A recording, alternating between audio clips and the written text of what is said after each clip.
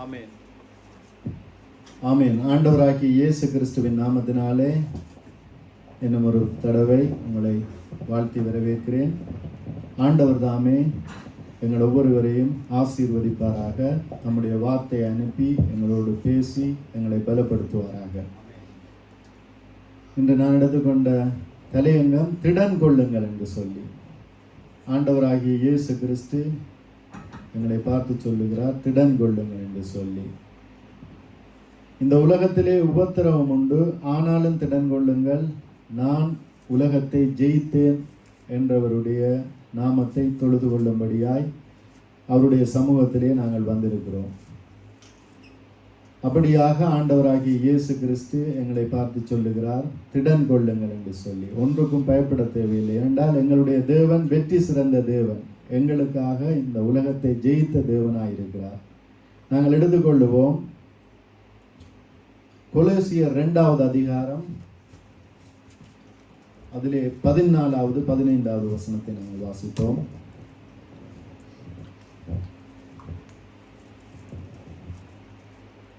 நமக்கு எதிரேயாகவும் கட்டளைகளால் நமக்கு விரோதமாகவும் இருந்த கையெழுத்தை குலைத்து அதை நடுவில் இராதபடிக்கு எடுத்து சிலுவையின் மேல் ஆணி அடைத்து துரைத்தனத்தையும் அதிகாரங்களையும் முறிந்து கொண்டு வெளியரங்கமான கோலமாக்கி அவைகளின் மேல் சிலுவையிலே வெற்றி சிறந்தார்.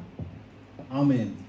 நமக்கு எதிரடையாக இருந்த, நமக்கு விரோதமாயிருந்த கையெழுத்தை குலைத்து போட்டார் என்று சொல்லப்படுகிறது. இப்ப நாங்கள் அவர் அந்த கையெழுத்தை குலைத்து போட விட்டிருந்தால் நாங்கள் பிறந்தோம், மரித்தோம், பிசாசுக்காக உருவாக்கப்பட்ட அந்த நரகத்திலே சென்று நித்திய காலமாக வேதனைப்படக்கூடிய அந்த வாழ்க்கையை நாங்கள் பெற்றிருப்போம். ஆனால் அதை அப்படியாக இருந்த பிசாசுக்காக உருவாக்கப்பட்ட அந்த காரியத்திலே நாங்கள் போய் சேராதபடியாக அந்த கையெழுத்தை அவர் குலைத்து போட்டார் என்று இந்த வேதம் சொல்லுகிறது. பவுல் சொல்லுகிறார், இப்படியாக நமக்கு எதிரடையாகவும் கட்டளைகளால் நமக்கு விரோதமாக இருந்த கையெழுத்தை குலைத்து அதை நடுவில் இராதபடிக்கு எடுத்து சிலுவையின் மேல் ஆணி அடித்து துரைத்தனங்களையும் அதிகாரங்களையும் உரிந்து கொண்டு வெளியரங்கமான கோலமாக்கி அவைகளின் மேல் சிலுவையிலே வெற்றி சிறந்தார் என்று சொல்லி எங்களுக்காக வெற்றி சிறந்தார். அந்த ஜெயத்தை நாங்கள் பெற்றுக்கொள்ளும்படியாய், அந்த நித்திய ஜீவனை நாங்கள் பெற்றுக்கொள்ளும்படியாக அவர் வெற்றி சிறந்தார் என்று பார்க்கிறோம். பிரியமானவர்களே, யார் என் காரியமாக செல்லுவார் என்று சொல்லி பிதாவுப்படியாக அங்கலாய்த்த வேளையிலே, இதோ நான் போகிறேன், என்னை குறித்து புத்தக சுருளிலே எழுதியிருக்கிறது அல்லவா என்று சொல்லி அவர் எங்களுக்காக எங்களுடைய பாவங்களை போக்கும்படியாக இந்த பூமியிலே வந்தார் என்று பார்க்கிறோம். பிரியமானவர்களே, நாங்கள் எடுத்துக்கொள்ளுவோம் யோவான் 16வது அதிகாரம், அதிலே 32, 33வது வசனத்தை வாசித்தோம். இதோ நீங்கள் சிதறுண்டு அவனவன் தன் தன் இடத்துக்கு போய் என்னை தனியே விட்டு விலகும் காலம் வரும், அது இப்பொழுது வந்திருக்கிறது. ஆனாலும் நான் தனித்திரேன், பிதா என்னுடனே கூட இருக்கிறார். என்னிடத்தில் உங்களுக்கு சமாதானம் உண்டாயிருக்கும் பொருட்டு இவைகளை உங்களுக்கு சொன்னேன். உலகத்தில் உங்களுக்கு உபத்திரவம் உண்டு, ஆனாலும் திடன் கொள்ளுங்கள், நான் உலகத்தை ஜெயித்தேன் என்றார். ஆமென். அப்ப ஆண்டவராகிய இயேசு கிறிஸ்து அவர் சொல்லுகிறார், அவர் சிலுவையிலே அடிக்கப்படுவதற்கு முன்பு, எங்களுடைய பாவங்களுக்காய் சிலுவையிலே அடிக்கப்படுவதற்கு முன்பு அவர் சொல்லுகிறார், என்னை விட்டு நீங்கள் பிரிந்து போகும் காலம் வரும் என்று சொல்லி. ஆண்டவரை விட்டு அன்புக்குரியவர்கள் விட்டு போனார்கள் என்று பார்க்கிறோம். பிரியமானவர்களை, அவரை இப்படியாக கைது செய்ய வருகின்ற வேளையிலே அப்படியாக அவர்கள் எல்லோரும், சீசர்கள் எல்லோரும் அவரை விட்டு போனார்கள் என்று பார்க்கிறோம். பிதா அவரோடு கூட இருந்தார் என்று பார்க்கிறோம். பிரியமானவர்களே, அவர் ஆண்டவராகிய இயேசு கிறிஸ்து எங்களுக்காக அந்த உபத்திரவத்தை பட்டார் என்று பார்க்கிறோம். சிலுவையிலே எங்களுக்காக உபத்திரவப்பட்டார் என்று பார்க்கிறோம். நமக்கு சமாதானம் உண்டு பண்ணும் தண்டனை அவர் மேல் விழுந்து என்று பார்க்கிறோம். பிரியமானவர்களே, எங்களுக்கு சமாதானம் உண்டு பண்ணும் தண்டனையை இப்படியாக எங்களை விட்டு அகற்றும்படியாக சிலுவையிலே அவர் அந்த தண்டனைகளை ஏற்றுக்கொண்டார் என்று பார்க்கிறோம். உபத்திரவத்தாலே உலகத்தை ஜெயித்தார். அவர் பஞ்சனையில் இருந்து அந்த உலகத்தை ஜெயிக்கவில்லை, உபத்திரத்தினாலே அவர் இந்த உலகத்தை ஜெயித்தார் என்று பார்க்கிறோம். அதுதான் ஆண்டவர் சொல்லுகிறார், உலகத்திலே உபத்திரவம் உண்டு, ஆனாலும் திடன் கொள்ளுங்கள், இந்த உலகத்தை நான் ஜெயித்தேன் என்று சொல்லி. அப்படியாக நாங்கள் உபத்திரவம் வருகிறது என்று நாங்கள் பயப்படுகிறோமா? நாங்கள் பயப்பட தேவையில்லை, நாங்கள் திடன் கொள்ளுவோம். ஏனென்றால் அவருடைய சாயலாக நாங்கள் மாறும்படியாகவே இந்த உபத்திரவங்கள் எங்களுக்கு வருகிறதாக இருக்கிறது என்று பார்க்கிறோம். நாம் பலனடையும்படியாகவே இந்த உபத்திரவங்கள் வருகிறது என்று பார்க்கிறோம். பிரியமானவர்களே, ஒரு பொன்னை எடுத்துக்கொண்டால் அந்த பொன் அந்த உபத்திரவத்தின் குகையிலே எவ்வளவாக பாடுபடுகிறது என்று நாங்கள் அறிந்து கொள்ளலாம். அந்த பொன் நல்ல ஒரு சுத்த பொன்னாக மாறும்படியாக, அழகான ஒரு பொருளாக மாறும்படியாக அந்த இடத்திலே செய்வதற்கு அநேக உபத்திரவத்திற்குள்ளாக அந்த பொன் சென்று ஒரு அழகான ஒரு வடிவான ஒரு நகையாக மாறுகிறது என்று பார்க்கிறோம். பிரியமானவர்கள், அப்படித்தான் எங்களுடைய வாழ்க்கையிலே உபத்திரவம் பெருகின்ற வேளையிலே நாங்கள் கவலைப்பட தேவையில்லை. ஏனென்றால் அந்த உபத்திரவத்தின் வழியாகவே தேவன் எங்களை நடத்துகிறவராயிருக்கிறார். ஏனென்றால் நாங்கள் அவருடைய சாயலாக மாறும்படியாக எங்களுக்கு உபத்திரவம் வருகிறது என்று பார்க்கிறோம். பிரியமானவர்களே, உபத்திரவம் எங்களை எப்படிப்பட்டவர்களாக மாற்றும் என்றால், எந்த ஒரு சூழ்நிலையிலும் நாங்கள் தளர்ந்து போகாமல் நிமிர்ந்து நேராக தேவனுக்கு முன்பதாக நடக்கும்படியான ஒரு மனிதர்களாக எங்களை மாற்றுகிறதாக இருக்கிறது. இந்த சங்கீதக்காரனை எடுத்துக்கொண்டால், சங்கீதக்காரன் படியாக தாவீது உபத்திரவத்தின் வழியாக இப்படியாக செல்லுகிறார். ஆனால் அப்படியாக செல்லுகின்ற வேளையிலே அவர் ஒரு நல்ல ஒரு தேவனுடைய மனிதனாக மாற்றப்படுகிறார் என்று பார்க்கிறோம். நாங்கள் எடுத்துக்கொள்ளுவோம் சங்கீத புத்தகத்திலே 84வது சங்கீதத்தை எடுத்துக்கொள்ளுவோம்.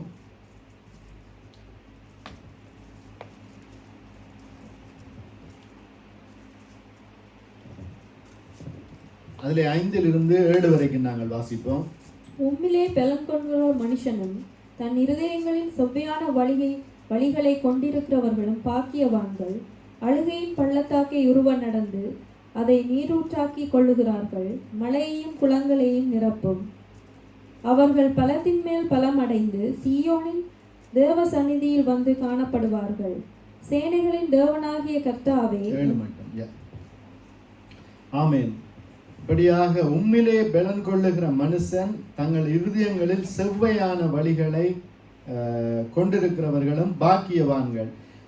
அவருடைய இடத்திலே பலன் கொள்ளுகிற மனுஷனும் தங்கள் இருதயங்களில் செவ்வையான வழிகளை கொண்டிருக்கிறவர்களும் பாக்கியவான்கள். ஏனென்றால் அவரிடத்திலே பலம் கொள்ளுகிற மனுஷன் எந்த ஒரு துன்பம் துயரம் வந்தாலும் ஒன்றுக்கும் பயப்படாமல் அவர் மேல் பாரத்தை வைத்துவிட்டு இப்படியாக அவருடைய கட்டளைகளை கை கொண்டு செல்லுகிற மனுஷன் இப்படியாக பாக்கியவான் என்று சொல்லப்படுகிறது. அப்படியான மனிதர்கள் அழுகையின் பள்ளத்தாக்கிலே நடந்தாலும் அழுகையின் பள்ளத்தாக்கை உருவ நடந்து அதை நீரூட்டாக்கி கொள்ளுகிறார்கள். மலையும் குளங்களை நிரப்பும் என்று சொல்லப்படுகிறது. அவர்கள் பலத்தின் மேல் பலனடைந்து சீயோனில் தேவ சந்நிதியிலே வந்து காணப்படுவார்களாம். சீயோனிலே தேவ சந்நிதியில் என்று சொல்லப்படுகிறது. பரலோக ராஜ்யத்தை குறித்து சொல்லப்படுகிறது. இப்படியாக அழுகையின் பள்ளத்தாக்கிலே நடந்தாலும் இப்படியாக அவர்கள் பொல்லாப்புக்கு பயப்படாதவர்களாக இருப்பார்கள் என்று சொல்லப்படுகிறது. அழுகையின் பள்ளத்தாக்கை உருவ நடந்து அதை நீரூட்டாக்கி கொள்ளுகிறார்கள். மலையும் குளங்களை நிரப்புகிறது என்று சொல்லி, அப்படியாக எங்களுடைய வாழ்க்கையிலே பாடுகள் உபத்திரவங்கள் வருகின்ற வேளையிலே அவை எங்களை ஒரு நல்ல ஒரு தேவனுடைய பிள்ளையாக உருவாக்குகிறது என்று பார்க்கிறோம். பிரியமானவர்களே, ஏனென்றால் இந்த உலகத்திலே இருக்கிறவர்கள் எல்லோரும் அந்த சீயோனிலே தேவ சந்நிதியிலே வந்து காணப்பட மாட்டார்கள் என்று சொல்லப்படுகிறது. அவருடைய வார்த்தைகளை கேட்டு அவருடைய சொற்கேட்டுப்படியாக நடக்கிறவர்கள் தான் அந்த தேவனுடைய சமூகத்திலே வந்து காணப்படுவார்கள் என்று சொல்லப்படுகிறது. அப்படியாக தாவீதையும் ஒரு தேவனுடைய பிள்ளையாக தேவனுக்கு பிரியமான ஒரு மகனாக உருவாக்குவதற்கு தாவீதையும் உபத்திரவத்தின் வழியாக நடத்தினார் என்று பார்க்கிறோம். பிரியமானவர்களே, இஸ்ரவேலில் ராஜாக்களை பார்த்தோமாக இருந்தால் தகப்பன் ராஜாவாக இருந்தார், மகன் ராஜாவாக வந்தார், அவருடைய பேர பிள்ளைகள் ராஜாவாக வந்தார்கள். அப்படியாக சொல்லப்படுகிற காலம் இருந்தது. ஆனால் தாவீதை பார்த்தோமாக இருந்தால் தாவீதை தேவன் தெரிந்து கொண்டார். தெரிந்து கொண்டு உடனே ராஜ்யத்தை கொடுக்கவில்லை, அவரை அநேக உபத்திரவங்களின் வழியாக இப்படியாக கடந்து வர பண்ணி அந்த ராஜ்யத்தை தேவன் கொடுத்தார் என்று பார்க்கிறோம். பிரியமானவர்களே, அப்படியாக தாவீது உபத்திரவத்தின் வழியாக நடந்து வந்து ராஜ்யத்தை பெற்றார். இப்ப ஆண்டவராகிய இயேசு கிறிஸ்து எப்படியாக இந்த உபத்திரவத்தை கடந்தார் என்றால் சாதாரணமாக இந்த உபத்திரவத்தை கடந்து வரவில்லை. அவருடைய வேர்வை துளிகள் இரத்தமாக மாறி, இந்த பூமியிலே வேர்வை துளிகள் இரத்தமாக மாறி கீழே நிலத்திலே விழும்படியாக அவர் அப்படியாக உபத்திரவப்பட்டார் என்று வேதம் சொல்லுகிறது. பிரியமானவர்களே, சங்கீதக்காரன் ஆண்டவராகிய இயேசு கிறிஸ்துவை குறித்துபடியாக தீர்க்க தரிசனமாக இந்த இடத்திலே சங்கீத புஸ்தகத்திலே சொல்லுகிறார், சங்கீதம் பாடுகிறார். நாங்கள் எடுத்துக்கொள்வோம் 22வது சங்கீதம்.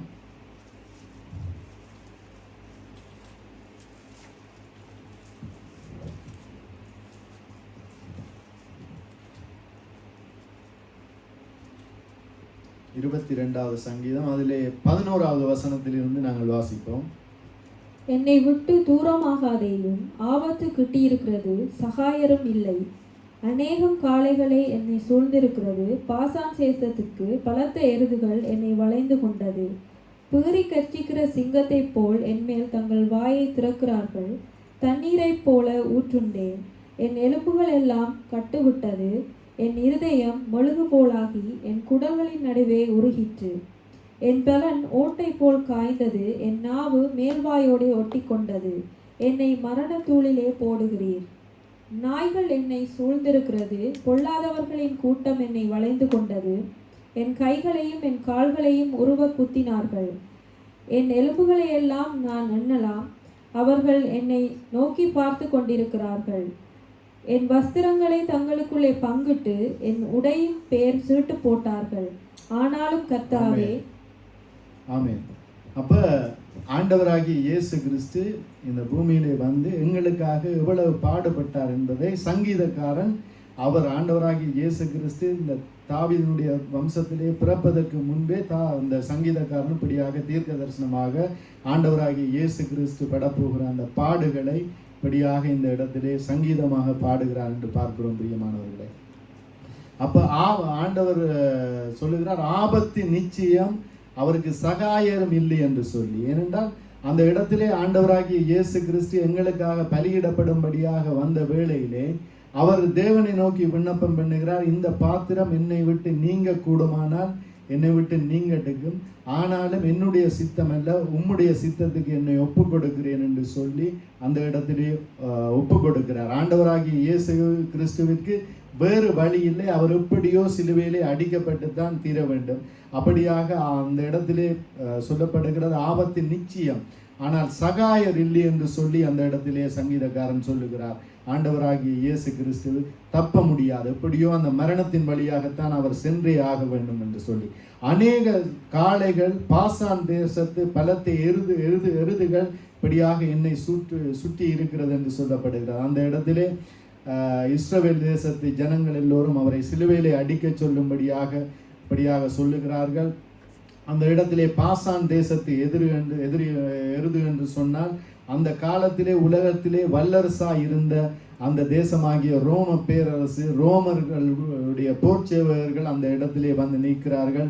அவரை சிலுவையிலே அடிக்கும்படியாக அந்த இடத்திலே கட்சிக்கிற சிங்கம் போல, பீறி கட்சிக்கிற சிங்கம் போல அந்த இடத்திலே கட்சிக்கிறார்கள் என்று சொல்லி சங்கீதக்காரன் பாடுகிறார். ஆண்டவராகிய இயேசு கிறிஸ்து சிலுவையிலே அடிக்கப்பட கொண்டு போகும் வேளையிலே அந்த இடத்திலே பீறி கட்சிக்கிற சிங்கத்தை போல இப்படியாக கட்சித்தார்கள் என்று சொல்லி ஆண்டவராகிய இயேசு கிறிஸ்துவுக்கு வேறு வழியில் எப்படியாவது எங்களை மீட்டு கொள்ள வேண்டும், இந்த பாத்திரத்துக்குள்ளே அவர் இந்த பாத்திரத்திலே அவர் பானம் பண்ணி ஆக வேண்டும் என்கிற நிலைமையிலே தண்ணீரை போல ஊற்றுண்டேன் என்று சொல்லி அந்த சங்கீதத்திலே சொல்லப்படுகிறது. இப்ப உதாரணத்துக்கு எங்களுக்கு ஏதாவது ஒரு சிறிய நம்பிக்கை இருந்தால் நாங்கள் அந்த இடத்திலே எழுந்து நடக்க சந்தர்ப்பம் உண்டு. ஆண்டவராகிய இயேசு கிறிஸ்துவனுடைய அந்த ஒரு உள்ளம், அவர் முடிவெடுத்து விட்டால் மரணம்தான் நிச்சயம் என்று சொல்லி இந்த ஜனங்களை நான் மீட்டு கொள்ள வேண்டும், பிதாவினுடைய சித்தத்தின்படியாக இந்த பூமிக்கு வந்திருக்கிறேன் என்று தண்ணீரை போல ஊற்றுண்டவராயிருந்தார். வேறு வழி இல்லை. அவர் அப்படியாக அந்த சித்தத்துக்கு தம்மை ஒப்பு கொடுத்தார் என்று பார்க்கிறோம். பிரியமானவர்களே, நாய்கள், பொல்லாதவர்கள் என் கைகளையும் என் கால்களையும் குத்தினார்கள் என்று சொல்லி அந்த இடத்திலே சொல்லப்படுகிறது. ஆண்டவராகிய இயேசு கிறிஸ்துவனுடைய கைகளையும் கால்களையும் அந்த இடத்திலே போர்ச்சேவகர்கள் குத்தினார்கள் என்று பார்க்கிறோம். பிரியமானவர்களே, யாருக்காக என்றால் எங்களுக்காக, படியாக மீட்டு கொள்ளும்படியாக என் நாவு மேல் வாயோடு ஒட்டிற்று என்று சொல்லி எங்களுடைய வாழ்க்கையிலே ஒரு சிறிய ஒரு கவலையோ துன்பங்கள் வந்தால் எங்களுக்கே தெரியும் அந்த எங்களுடைய நாவு மேல் வாயோடு ஒட்டுகிற அந்த சம்பவம் எப்படியாக இருக்கும் என்று. எங்களுக்கு கூட ஒரு சில நேரங்களிலே அப்படியாக எங்களுடைய நாவு மேல் வாயோடு ஒட்டும்படியான கவலைகள் வரும், பிரச்சனைகள் வரும். அது ஒரு ஆண்டவராகிய இயேசு கிறிஸ்து செய்த அந்த தியாகத்தோடு ஒப்பிடுகின்ற வேளையிலே அது ஒரு சிறிய காரியமாக இருக்கும். திடீரென்று ஒரு பில் ஒன்று வருகிறது, இவ்வளவு தொகை பணத்தை நீங்கள் இத்தனை நாளைக்குள்ளே கட்டி தீர வேண்டும் என்ற உடனே யாருக்கு தான் மனம் வரும் எங்களுடைய பணத்தை எடுத்து ஒரு பெருந்தொகையை பில் கட்டுவதற்கு? அப்படியான நேரங்களில் கூட அந்த நாவு மேல்வாயோடு ஒட்டுகிறது போல எங்களுக்கு கவலை வரும், துக்கம் வரும்.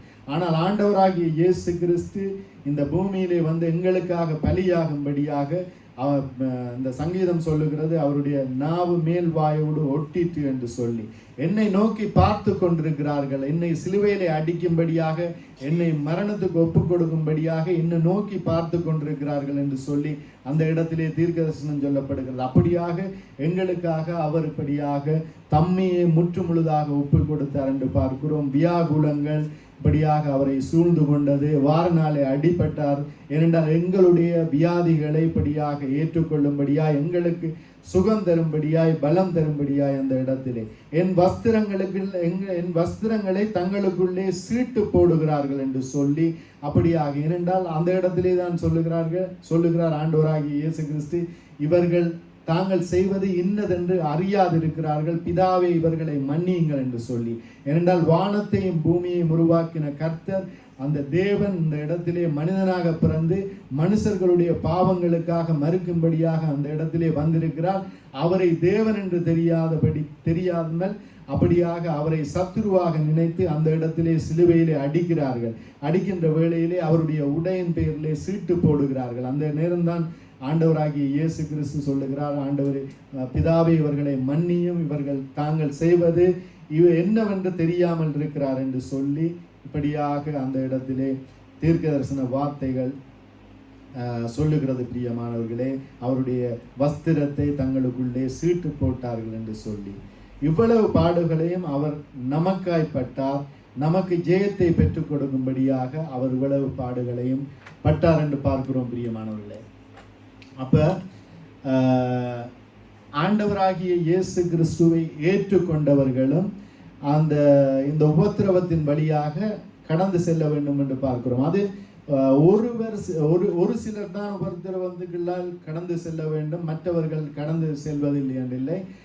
தேவ பக்தியாய் நடக்க மனதாய் இருக்கிறவர்கள் யாவரும் உபத்திரவப்படுவார்கள் என்று இந்த வேதம் சொல்லுகிறது. பிரியமானவர்கள், அப்படியாக இருந்தால் உபத்திரவம் எங்களுடைய வாழ்க்கையிலே வருகிறது என்றால் என்ன அர்த்தம் என்றால் நாங்கள் தேவ பக்தியாய் நடக்க மனதாய் இருக்கிறோம் என்று அர்த்தம். அப்ப தேவ பக்தியாய் நடக்கிறவர்களுடைய வாழ்க்கையிலே எப்பொழுதும் உபத்திரவங்கள் வந்தேதான் தீரும். ஏனென்றால் ஆண்டவராகிய இயேசு கிறிஸ்துவை பின்பற்றின அந்த 12 சீசர்களை நாங்கள் பார்த்தோமாக இருந்தால் அவர்கள் தேவ பக்தியாய் நடக்க மனதாய் இருந்தார்கள். அவர்களுடைய ஒவ்வொருவருடைய வாழ்க்கையை நாங்கள் பார்த்தால் ஒருவரும் அந்த உபத்திரவத்தை தவிர்த்து நடந்ததென்று சொல்லி ஒருவரை கூட நாங்கள் விரல் நீட்டி சொல்ல முடியாது. எல்லோரும் அந்த உபத்திரவத்தை தாண்டித்தான் நடந்தார்கள் என்று பார்க்கிறோம். பிரியமானவர்களே, அதற்கு யாரும் விதிவிலக்கில்லை, நாமும் விதிவிலக்கில்லை, யாரும் அந்த சீசர்களும் விதிவிலக்கில்லை என்று பார்க்கிறோம். நாங்கள் எடுத்துக்கொள்வோம் 2 கொரிந்தியர் அதிலே 12வது அதிகாரத்தை எடுத்துக்கொள்வோம்.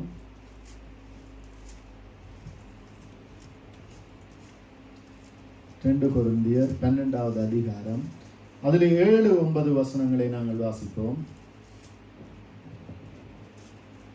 அன்றியும் எனக்கு வெளிப்படுத்தப்பட்டவர்களுக்குரிய மேன்மை நிமித்தம் நான் என்னை உயர்த்தாத படிக்கு என் மாம்சத்திலே ஒரு முள் கொடுக்கப்பட்டிருக்கிறது. என்னை நான் உயர்த்தாத படிக்கு அது என்னை குட்டும் சாத்தானுடைய தூதனாயிருக்கிறது. அது என்னை விட்டு நீங்கும் படிக்கு நான் 3 தரம் கர்த்தரிடத்தில் வேண்டிக் கொண்டேன்.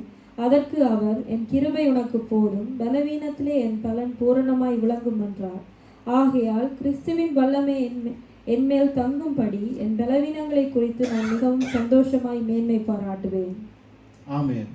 பவுல் சொல்லுகிறார், அவர் எவ்வளவோ காரியங்களை மேன்மையாய் செய்தாலும் தனக்கு ஒரு முள்ளு கொடுக்கப்பட்டிருக்கிறது. அந்த முள்ளை எடுக்கும்படியாக தேவனிடத்திலே அவர் அநேக தரம் விண்ணப்பம் பண்ணினாராம்.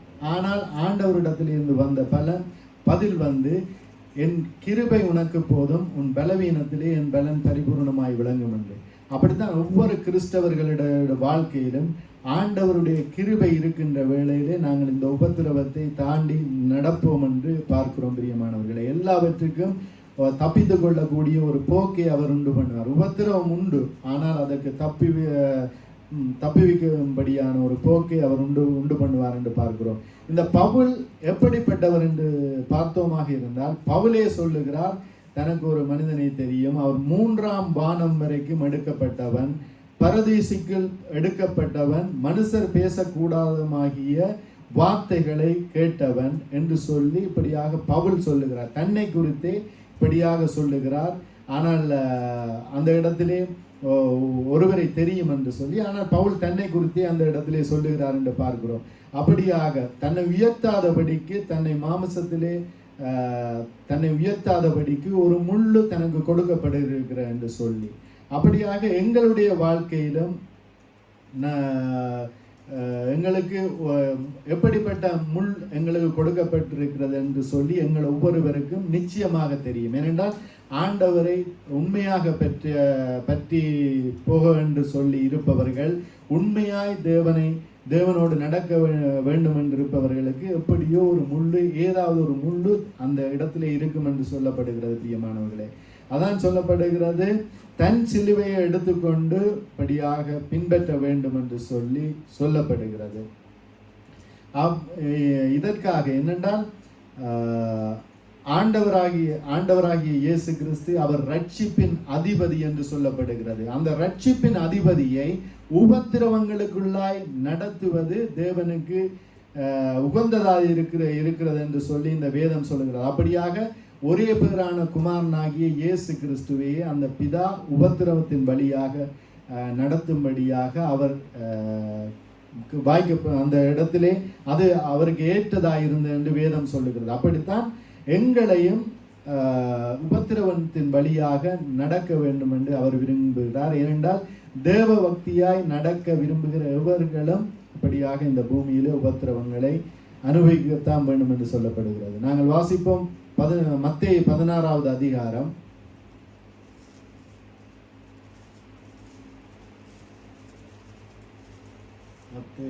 16 அதிலே 24வது வசனத்தை வாசிப்போம்.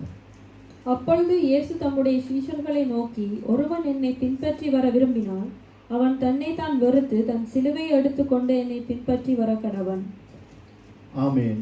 ஒருவன் என்னை பின்பற்றி வர விரும்பினால் அவன் தன்னைத்தான் வெறுத்து தன் சிலுவையை எடுத்துக்கொண்டு என்னை பின்பற்ற கடவன் என்று சொல்லி, அப்ப தன் சிலுவையை எடுத்துக்கொண்டு நடக்கிறவன் தன்னைத்தான் வெறுக்க வேண்டும்.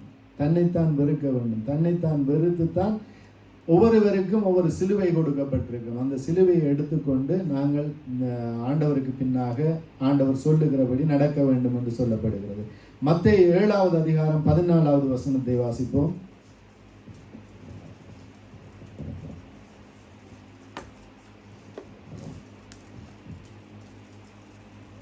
ஜீவனுக்கு போகிற வாசல் இடுக்கமும் வழி நெருக்கமுமாய் இருக்கிறது, அதை கண்டுபிடிக்கிறவர்கள் சிலர். ஆமென்.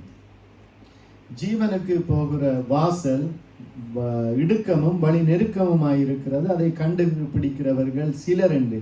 அந்த இடுக்கமான வாசல் வழியாய் நாங்கள் பிரவேசிக்கின்ற வேளையிலே உபத்திரவங்கள் வரத்தான் பார்க்கும். ஏனென்றால் இந்த உலகத்தாருக்கு உபத்திரவம் வர வாய்ப்பில்லை. ஏனென்றால் அவர்கள் எப்படியோ போய்விடுவார்கள் அந்த இடத்திலே. ஆனால் இடுக்கமான வாசல் வழியாக பிரவேசிக்கின்ற எங்களுக்கு அது ஒரு நெருக்கமாக இருக்கிற என்று பார்க்கிறோம். உபத்திரவம் வருகிறதாக இருக்கிறது. இந்த பவுலை எடுத்துக்கொண்டவமாக இருந்தால் பவுல் சொல்லுகிறார், பவுலுடைய கதை முடிய போகிறது என்று சொல்லி நினைத்த வேளையிலே பவுலை இந்த எருசலேமிலே போகின்ற வேளையிலே தீர்க்க தரிசனம் அந்த இடத்திலே சபையார் சொல்லுகிறார்கள், இந்த கட்சியை உடையவன் இந்த எருசலேமிலே அந்த இடத்திலே போகின்ற வேளையிலே இப்படியாக கட்டப்பட்டு இப்படியாக பாடுகளை அனுபவித்து மரிப்பார் என்று சொல்லி தீர்க்க தரிசனம் சொல்லப்படுகிறது. அந்த இடத்திலே பவுலுக்கு தெரியும் தனக்கு எப்படிப்பட்ட மரணம் அந்த இடத்திலே நேரிடும் என்று பவுலுக்கு தெரியும். அப்படியாக பவுல் மரணத்தை எண்ணிக்கொண்டிருந்த வேளையிலே பவுலை அந்த இடத்திலே ரோம் எருசலேமிலே இப்படியாக பிடித்து ஒரு போராட்டம் நடத்துகிறார்கள். பவுல் உயிரோடு தப்புவார் என்கிற நம்பிக்கை அற்ற ஒரு நிலைமையில் இருந்த வேளையிலே அந்த இடத்திலே ஆண்டவர் பவுலுக்கு சொல்லுகிறார், பவுலே திடன்கொள், நீ ரோமாவிலும் சாட்சி கொடுக்க வேண்டும் என்றார் என்று சொல்லி.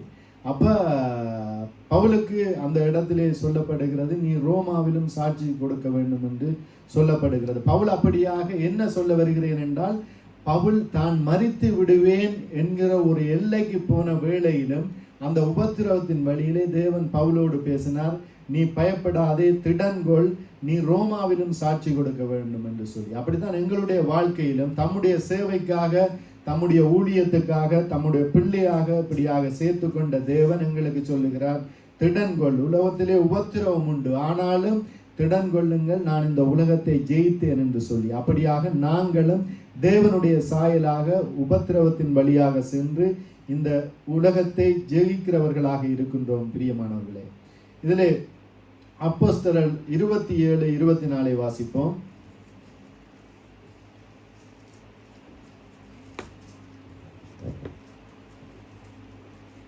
பவுலே, பயப்படாதே, நீ ராயனுக்கு முன்பாக நிற்க வேண்டும். இதோ உன்னுடனே கூட யாத்திரை பண்ணுகிற யாவரையும் தேவன் உனக்கு தயவு பண்ணினார் என்றார்.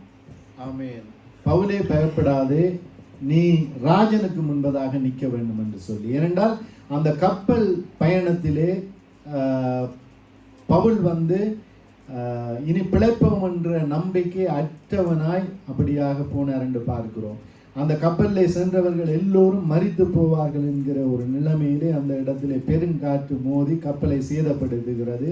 அப்பொழுதுதான் கர்த்தருடைய தூதனானவன் இப்படியாக தோன்றி, பவுலே, நீ பயப்படாதே, நீ ராஜனுக்கு முன்பதாக நிற்க வேண்டும்.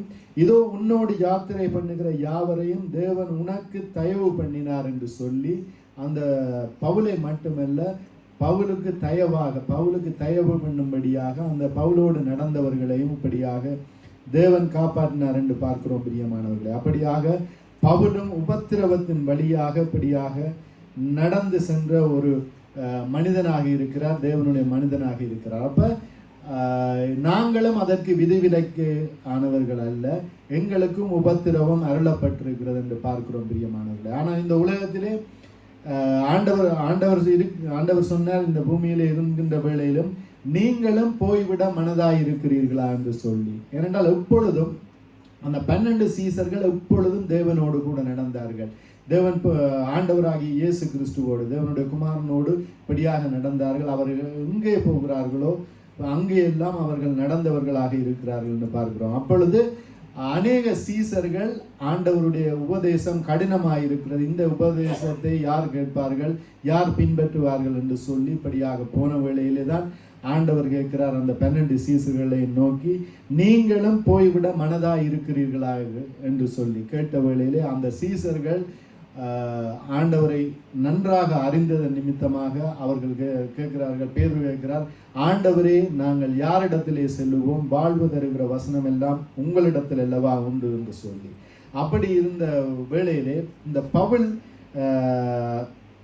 அவர்கள் எவ்வளவுதான் உபத்திரவத்துக்குள்ளே நடந்தாலும், எவ்வளவுதான் கஷ்டங்களை பட்டாலும், அவருடைய மரணம் எப்படி இருக்கும் என்று சொல்லி அவர் முன்னமே அறிந்திருந்தவராக இருந்தாலும், அவர் இப்படியாக சொல்லுகிறார், அந்த மரணத்துக்கு முன்பதாக மரிக்கப் போகிறேன் என்கின்ற வேளையிலே அவர் சொல்லுகிறார், நல்ல போராட்டத்தை போராடினேன், ஓட்டத்தை முடித்தேன், விசுவாசத்தை காத்து கொண்டேன், இது முதல் நீதியின் கிரீடம் எனக்காய் வைக்கப்பட்டிருக்கிறது, நீதியுள்ள நியாயாதிபதியாக கர்த்தர் அந்நாளிலே அதை எனக்கு தந்தருளுவார் என்று சொல்லி விசுவாசை அறிக்கை பண்ணுகிறார் என்று பார்க்கிறோம். பிரியமானவர்களே, அப்படித்தான் நாங்களும்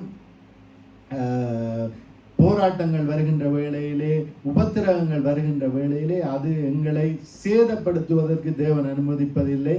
நாங்கள் ஒரு நல்லொரு தேவ மனிதனாக மாறும்படியாய், நல்லொரு தேவனுடைய பிள்ளைகளாய் மாறும்படியாய், நாங்கள் அந்த சீயோனிலே தேவதன் சந்நிதியிலே காணப்படும்படியான ஒரு நபர்களாக நாங்கள் மாறும்படியாக எங்களுக்கு உபத்திரவம் வருகிறோம் என்று பார்க்கிறோம் பிரியமானவர்களே. அது நிமித்தமாக நாங்கள் கலங்க தேவையில்லை. எங்களுக்கு மேகம் போன்ற இத்தனை திரளான சாட்சிகள் நமக்கு உண்டு. அப்ப நாங்கள் தேவ பக்தி உள்ளவர்களாய் நடக்கிறவர்களாய் முயற்சி செய்கின்ற வேளையில உபத்திரவங்கள் வந்தேதான் ஆகும். அப்படியாக வருகின்ற வேளையிலே நாங்கள் அதை இப்படியாக ஏற்று ஓடுகின்ற வேளையிலே தேவன் அதை அதற்கு தப்புவிக்கும்படியான போக்கையும் உண்டாக்குவார் என்று பார்க்கிறோம். ஏனென்றால் இந்த பவுலுக்கு அநேக உபத்திரவங்கள் வந்தது, கொலை எண்ணப்படுவார் என்கின்ற காரியங்கள் வந்தது. அந்த இடத்திலே தேவன் பவுலை தப்புவித்தார். நீ ராஜனுக்கு முன்பதாக நிற்க வேண்டும் என்று சொல்லி அந்த இடத்திலே பவுலோடு பேசி பவுலை திடன் கொள்ளும்படியாக செய்தார் என்று பார்க்கிறோம் பிரியமானவர்களே. இன்று ஆண்டவர் எங்களையும் திடன் கொள்ளும்படியாக எங்களோடு பேசுகிறவராயிருக்கிறார். நாங்கள் எந்த ஒரு உபத்திரவத்துக்கும் பயப்பட தேவையில்லை. என்றால் எங்களுடைய தேவன் எங்களோடு கூட இருந்து எங்களை வழிநடத்துகிறவராயிருக்கிறார், ஜெயம் தருகிறவராயிருக்கிறார். தனியே எங்களை உபத்திரவத்துக்களை விட்டு எங்களை நடுவிலே விட்டு அவர் போகிற தேவன் இல்லை. அவரும் எங்களோடு கூட இருக்கிறவராக இருக்கிறார் என்று பார்க்கிறோம் பிரியமானவர்களே. நாங்கள் வாசித்துக் கொள்வோம் சங்கீதம் 73வது அதிகாரம், அதிலே 1வது 2வது வசனத்தை வாசிப்போம். சுத்த இருதயம் உள்ளவர்களாகிய இஸ்ரவேலுக்கு தேவன் நல்லவராகவே இருக்கிறார். ஆனாலும் என் கால்கள் தள்ளாடுதலுக்கும் என் அடிகள் சறுக்குதலுக்கும் சற்றே தப்பிற்று. ஆமேன். சுத்த இருதயம் உள்ளவர்களாகிய இஸ்ரவேலருக்கு தேவன் நல்லவராயிருக்கிறார். ஆனால் என் கால்கள் தள்ளாடுதலுக்கும் என் அடிகள் சறுக்குதலுக்கும் சற்றே தப்பிற்று என்று சொல்லி. ஏனென்றால் இந்த தாவீது ஆண்டவரை குறித்து அறிந்த ஒரு மனிதனாக இருந்தார். அப்படியாக இருக்கின்ற வேளையிலே ஆண்டவர் சொற்படி நடந்த மனிதன் சற்று கண்ணைப்படியாக விலத்தி உலகத்து ஜனங்களை பார்க்கிறார். உலகத்து ஜனங்களை பார்க்கின்ற வேளையிலே அவர்களுக்கு மரண இடுக்கண் இல்லை என்று சொல்லி இவர் பார்க்கிறார். பிரியமானவர்களே, துன்மார்க்கரின் வாழ்வை நான் காண்கையிலே வீண்புக்காரராகி அவர்கள் மேல் பொறாமை கொண்டேன். இன்றும் நாங்கள் இந்த உலகத்திலே தேவனுடைய பாதையை விட்டு வழி நழுவி நடக்கிறதுக்கு காரணம் இந்த உலகத்து வாழ்க்கையை குறித்து நாங்கள் கண்டு இந்த உலகத்து மனிதர்கள் வாழ்கின்ற வாழ்க்கையை பார்த்து பொறாமைப்பட்டு நாங்களும் அப்படியாக நடக்க நாங்கள் முயற்சி செய்கின்ற வேளையிலே எங்களுடைய வாழ்க்கையிலே அநேக வேதனைகள் வருகிறதாக இருக்கிறது என்று பார்க்கிறோம். இந்த ஆண்டவருடைய வார்த்தை சொல்லுகிறது, நாங்கள் ஐஸ்வர்யத்தின் மேல் ஆசை கொண்டு இப்படியாக அநேக வேதனைகளை இப்படியாக நாங்கள் எங்களுக்கு நாங்களே உருவ குத்தி கொள்ளுகிறோம் என்று. அப்படியாக இந்த தாவீதும் பார்க்கின்ற வேளையிலே, தாவீது ஒழுங்காக நடந்த ஒரு மனிதன், அவர் இந்த உலகத்து ஜனங்களை பார்க்கின்ற வேளையிலே துன்மார்க்கரின் வாழ்வை நான் காண்கையிலே வீண்புக்காரராகிய அவர்கள் மேல் பொறாமை கண்டேன். மரண பரியந்தம் அவர்களுக்கு இடுக்கண் இல்லை, அவர்களுடைய பெலன் உறுதியாய் இருக்கிறது. நரற்படும் வருத்தத்தில் அகப்படார்கள், மனுஷர் அடையும் உபாதியை அடையார்கள். ஆகையால் அப்படியாக, ஏனென்றால் அவர்களில் மனம் போன போக்கிலே வாழுகிறார்கள், நல்ல சந்தோஷமாய் இருக்கிறார்கள், நாட்களை சந்தோஷமாய் கழிக்கிறார்கள். அப்படி என்று சொல்லி அவர்களை இந்த உலக ஜனங்களை பார்க்கிறார்கள். ஏனென்றால் தாவீது ஆலயத்திலே கொண்ட ஒரு மகனாக இருந்தவர். ஆனால் அப்படியாக தேவனுக்கு வைராக்கியமாக இருந்தவர் இந்த உலகத்து ஜனங்களை பார்த்து இப்படியாக அங்கலாய்க்கிறார். ஏனென்றால் அவர்கள் நல்லாகத்தானே வாழுகிறார்கள் என்று சொல்லி. ஆகையால் பெருமை சரப்பாணியை போல் அவர்களை சுற்றி கொள்ளும், கொடுமை ஆடைகளை போல் அவர்களை மூடிக்கொள்ளும். அவர்கள் கண்கள் கொழுப்பினால் எடுப்பாய் பார்க்கின்றது, அவர்கள் இருதயம் விரும்புவதிலும் அதிகமாய் நடந்து இருக்கிறது. ஏனென்றால் உலகத்து ஜனங்கள் விரும்புகிறதும் அதிகமாய் அவர்களுடைய வாழ்க்கையிலே நடந்து வருகிறது என்று சொல்லித்தான் இவர் பொறாமை கொண்டார் என்று பார்க்கிறோம் பிரியமானவர்களே. அப்படியாக இருக்கின்ற வேளையிலே அந்த உலகத்து ஜனங்கள் தங்கள் வானம் மட்டும் எட்ட பேசுகிறார்கள், அவர்கள் நாவு பூமி எங்கும் உலாவுகிறது. ஆகையால் அவருடைய ஜனங்கள் இந்த வழியாய் திரும்புகிறார்கள், தண்ணீர்கள் அவர்களுக்கு பரபூரணமாய் சுரந்து வரும் என்று சொல்லி. அப்படியாக சொல்லிவிட்டு இந்த இடத்திலே அவர் சொல்லுகிறார் பாருங்க, இதிலே 18வது வசனம் சொல்லுகிறது, இப்படியாக இந்த உலகத்து ஜனங்களை பற்றி அவர் பார்த்து பொறாமை கொண்டு விட்டு அவர் கடைசியாய் தேவனுடைய ஆலயத்திலே பிரவேசித்து இப்படியாக அவர்களுடைய முடிவை கவனிக்கும்படியாக அவர் தேவனுடைய ஆலயத்திலே பிரவேசிக்கும் போது, தேவனுடைய வார்த்தைகளை ஆராய்ந்து பார்க்கும் போது, நிச்சயமாகவே நீர் அவர்களை சறுக்கலான இடங்களில் நிறுத்தி பாழான இடங்களில் விழப்பண்ணுகிறீர் என்று சொல்லி அந்த உண்மையை இந்த தாவீது அறிந்து கொண்டார். அப்படித்தான் இந்த உலகத்திலே நாங்கள் அநேகருடைய வாழ்வை பார்த்து, உலகத்தாருடைய வாழ்வை பார்த்து பொறாமை கொள்ளக்கூடாது. ஏனென்றால் அவர்களுக்கு சறுக்கலான ஒரு வழி உண்டு. இடுக்கமான வழியிலே நாங்கள் பிரவேசிக்கின்ற வேளையிலே எங்களை உருவாக்கும்படியாக எங்களுக்கு உபத்திரவம் இப்படியாக வருகிறது. பொன்னை எப்படி ஒரு குகை புடமிடுகிறதோ, பொன்னை புடமிடும் அந்த குகையிலே புடமிடுகிறார்கள், அதே போல நாங்கள் இடுக்கமான வழியிலே நாங்கள் நடக்கின்ற வேளையிலே நாங்கள் ஒரு நல்ல மனிதர்களாக அந்த சீயோனிலே வாசமாயிருக்கும்படியாக, நாங்கள் அந்த சீயோனிலே பரலோக ராஜ்யத்திலே வாசமாய் இருக்கும்படியான ஒரு மனிதர்களாக தேவன் உருவாக்குகிறார். ஏனென்றால் இந்த பூமியிலே வைத்து எங்களை அதற்குரிய நற்குணசாலிகளால் தேவன் உருவாக்கிவிட்டு அந்த பரலோக ராஜ்யத்திலே எங்களை சேர்க்கிறவராயிருக்கிறார். பிரியமானவர்களே, அப்படியாக இருக்கின்ற வேளையிலே எங்களுக்கு சறுக்கலான இடம் இல்லை. தேவன் நல்ல இடத்தை வைத்திருக்கிறார். ஆனால் அது இடுக்கமான வாசலாக இருக்கிறது. அது அந்த இடுக்கமான வாசலால் நாங்கள் வருந்தி நுழைய முயலுகின்ற வேளையிலே தேவன் எங்களுக்கு பலத்தை கொடுத்து, தேவனுப்படியாக அந்த சீயோனிலே தேவ சந்நிதியிலே காணப்படுகிற மக்களாக எங்களை உருவாக்கி அந்த சீயோனிலே எங்களை அழைத்து செல்கிறவராயிருக்கிறார். பிரியமானவர்களே, அது நிமித்தமாக இந்த இடத்திலே தாவீது உபத்திரவத்தின் மத்தியிலே கத்தருக்காய் வாழ்ந்தவர் என்று பார்க்கிறோம். திடன் கொண்டு வாழ்ந்தவராக இருந்தார் என்று பார்க்கிறோம். அவர் ஜெயத்தை பெற்றார் என்று பார்க்கிறோம். தாவீது சகலத்தையும் திருப்பி கொண்டாராம். தாவீது ஒன்றையும் இழக்கவில்லை, சகலத்தையும் திருப்பி கொண்டார் என்று சொல்லப்படுகிறது. அவர் தன்னுடைய குடும்பத்தை திருப்பி கொண்டார், தன்னுடைய பெற்றோரை திருப்பி கொண்டார், தன்னை சார்ந்தவர்களை திருப்பி கொண்டார் என்று பார்க்கிறோம். பிரியமானவர்களே, நாங்கள் வேதத்திலே பார்த்தோமாயிருந்தால் சவுலை குறித்து, அவருடைய பெற்றோர்களை குறித்து நாங்கள் அவர்கள் எப்படி வாழ்ந்தார்கள், எப்படி தப்புவிக்கப்பட்டார்கள் என்று நாங்கள் அந்த இடத்திலே வாசித்ததாக எனக்கு தென்படவில்லை. ஆனால் இந்த தாவீதினுடைய குடும்பத்தை பார்த்தோமாயிருந்தால் தாவீதினுடைய பெற்றோர்கள் காப்பாற்றப்பட்டார்கள்.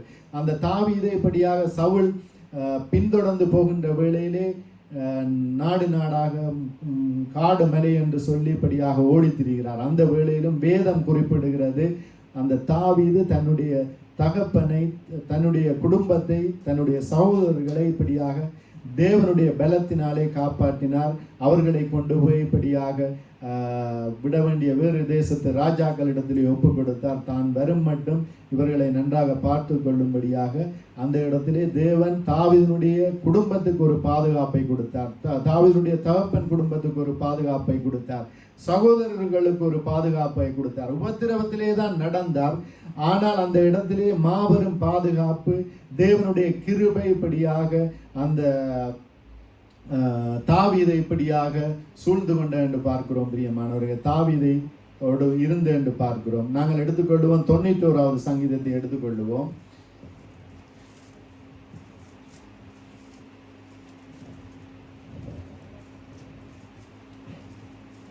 91வது சங்கீதம், அதை நாங்கள் வாசிப்போம் ஒரு சில வசனத்தை.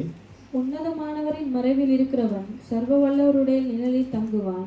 நான் கர்த்தரை நோக்கி, நீர் என் அடைக்கலம், என் கோட்டை, என் தேவன், நான் நம்பி இருக்கிறவர் என்று சொல்லுவேன். அவர் உன்னை வேடனுடைய கண்ணிக்கும் பாழாக்கும் கொள்ளை நோய்க்கும் தப்புவிப்பார். ஆமேன், ஆமேன். அப்ப உன்னதமானவரின் மறைவில் இருக்கிறவன், யார் உன்னதமானவரின் மறைவில் இருப்பான் என்று சொன்னால், இந்த உபத்திரவத்தின் வழியாய் நடக்கிறவன், தேவனுக்கு பிரியமாய் நடக்க, தேவ பக்தியாய் நடக்க மனதாய் இருக்கிறவர்கள் உபத்திரவத்திலே எப்படியோ நடந்தேதான் தீர வேண்டும். ஏனென்றால் தேவ பக்தியாய் நடக்க மனதாய் இருக்கிறவர்கள் உபத்திரவப்படுவார்கள் என்று சொல்லப்படுகிறது. அப்படியாக உபத்திரவத்தின் பாதையிலே, தேவன் நியமித்த பாதையிலே நாங்கள் சரியாக இப்படியாக ஓடுவோமாக இருந்தால் உன்னதமானவரின் மறைவில் இருக்கிறவன் என்று நாங்கள் சொல்லப்படுவோம். உன்னதமானவனின் மறைவில் இருக்கிறவன் என்று நாங்கள் சொல்லப்பட்டால் சர்வ வல்லவருடைய நிழலிலே நாங்கள் தங்குவோம். நாங்கள் கர்த்தரை நோக்கி, நீர் என் அடைக்கலம், என் கோட்டை, என் தேவன், நான் நம்பி இருக்கிறவர் என்று சொல்லுவோம். அவர் எங்களை வேடனுடைய கண்ணிக்கும் பாழாக்கும் கொள்ளை நோக்கும் தப்புவிப்பார். அவர் தமது சிறகுகளாலே எங்களை மூடுவார். அவர் செட்டைகளின் கீழே அடைக்கலம் புகுவோம். அவருடைய சத்தியம் பரிசெயம் எங்களுக்கு கேடகமாகும். இரவில் உண்டாக்கும் பயங்கரத்துக்கும் பகலில் பறக்கும் அம்புக்கும் இருளில் நடமாடும் கொள்ளை நோக்கும் மத்தியானத்தில் பாழாக்கும் சங்காரத்திற்கும் நாங்கள் பயப்படாதிருப்போம். எங்கள் பக்கத்திலே 1000 பேர் விழுந்தாலும், எங்கள் வலதுபுறத்தில் 10,000 பேர் விழுந்தாலும் அது எங்களை அணுகாது. எங்கள் கண்களாலே மாத்திரம் அதை நாங்கள் பார்த்து துன்மார்க்கருக்கு வரும் பலனை படியாக நாங்கள் காண்போம். பிரியமானவர்களே, அப்படிப்பட்ட தேவன். ஏனென்றால் தேவனை நம்பி வந்தவர்கள் ஒருவரும் ஒருபோதும் வெட்கப்பட்டு போக தேவன் விடுவதில்லை. ஆனால் தேவனை நம்பி வருபவர்களுக்கு இடுக்கமான பாதை, படியாக அந்த இடுக்கமான பாதையிலே நாங்கள் நடக்க முயற்சிக்கின்ற வேளையிலே, தேவ பக்தியாய் நடக்கப்படியாக முயற்சிக்கின்ற வேளையிலே எங்களுடைய வாழ்க்கையிலே படியாக உபத்திரவம் வருகிறதாக இருக்கிறது. அதற்கு ஒருவரும் விதிவிலக்கல்ல. கிறிஸ்தவனாக நாங்கள் நடக்க நாங்கள் முயற்சித்தோமாக இருந்தால் எங்களுடைய வாழ்க்கையிலே உபத்திரவம் வரும். உபத்திரவம் வந்தால்தான் நாங்கள் பலத்தின் மேல் பலனடைய கூடிய அந்த பிராக்டிஸ் எங்களுக்கு கிடைக்கும். அப்படியாக நாங்கள் உபத்திரவத்தின் வழியாக நடந்து நாங்கள் அந்த பயிற்சியை பெற்றுக்கொண்டோமாக இருந்தால் பலத்தின் மேல் பலன் அடைவோம். நாங்கள் அந்த தேவ சந்நிதியிலே சீயோனிலே அந்த தேவ சந்நிதியிலே பரலோராட்சியமாக எங்களுக்காக ஆயத்தப்படுத்தி வைத்திருக்கிற அந்த ராஜ்யத்திலே நாங்கள் காணப்படுகிறவர்களாக அந்த இடத்துக்கு செல்வோம். நாங்கள் மட்டுமல்ல, எங்களை சார்ந்தவர்களும் அங்கு செல்லுவார்கள். எங்களுடைய பெற்றோர்கள் செல்லுவார்கள். எங்களுடைய சகோதரர்கள் செல்லுவார்கள். எங்களோடு சேர்ந்தவர்களை நாங்கள் இப்படியாக அந்த சீயோனுடைய தேவ சந்நிதியிலே காணப்படும் அந்த சுவிசேஷ பாதையிலே அவர்களையும் அழைத்து கொண்டு போகலாம். முதலிலே நாங்கள் உபத்திரவத்தின் பாதையிலே நடக்க கற்றுக்கொள்ள வேண்டும். நடக்கின்ற வேளையிலே எங்களுடைய வாழ்க்கையிலே பெரிய அற்புதங்களையும் அதிசயங்களையும் இப்படியாக செய்ய தேவன் வல்லவராயிருக்கிறார் என்று பார்க்கிறோம். நாங்கள் அனைவரும் எழுந்திருந்து எல்லோருமாக தேவனுடைய கரத்திலே எங்களை ஒப்பு கொடுத்து நாங்கள் ஜெபித்து மிகுதியான காரியத்துக்குள்ளாய் நாங்கள் கடந்து செல்ல போகிறோம். நமக்கு எதிரடையாய் இருந்த கையெழுத்தை குலைத்து போட்டவரை, உலகத்தை நமக்காய் ஜெயித்தவரை நோக்கி பார்ப்போம். அவர் எங்களுக்கு கேடகம், துருகம், அடைக்கலம், நாங்கள் நம்பி இருக்கிறவர், எங்களுக்காய் யாவையும் செய்து முடித்த அந்த தேவனை நோக்கி நாங்கள் வேண்டிக் கொள்ளுவோம். இந்த உலகத்திலே உபத்திரவங்கள் உண்டு ஆண்டவரே. அந்த உபத்திரவங்களை நாங்கள் தாண்டி நடக்கும்படியாய் அந்த உபத்திரவங்களுக்குள்ளாய் நடந்து நீங்கள் உலகத்தை ஜெயத்தை பெற்றுக்கொண்டது போல நாங்களும் ஆண்டவரே அந்த சாயலிலே நடந்து நீங்கள் தருகிற அந்த ஜெயத்தை பெற்றுக்கொள்ளும்படியான அந்த கிருபையை எங்களுக்கு தர வேண்டும் என்று நாங்கள் தேவனை நோக்கி வேண்டிக் கொள்ளுவோம். எல்லோரும் வேண்டிக் கொள்ளுவோம். ஆண்டவரே, நன்றி சொல்லுகிறோம் அப்பா. ஆண்டவரே, நாங்கள் ஆண்டவரே உங்களுடைய பலத்தோடு ஆண்டவரே நாங்கள் ஆண்டவரே இந்த உபத்திரவத்தின் வழியாக நடந்து அப்பா நாங்கள் பலத்தின் மேல் பலனடைந்து அப்பா அந்த சீயோனிலே தேவ சந்நிதியிலே வந்து ஆண்டவரே காணப்படும்படியாக ஆண்டவரே எங்களுக்கு நீங்க பலத்தை தர வேண்டும்படியாய் எங்களை ஆசீர்வதிக்க வேண்டும்படியாய் ஜெபிக்கிறோம். இந்த உலகத்திலே உபத்திரவம் உண்டு, ஆனாலும் திடன் கொள்ளுங்கள், நான் உலகத்தை ஜெயித்தேன் என்றவரே. அப்பா எங்களுக்கு பலம் தர வேண்டும்படியாய் ஆசீர்வதிக்க வேண்டும்படியாய் ஜெபிக்கிறோம். இயேசு கிறிஸ்துவின் நாமத்தில் பிதாவே.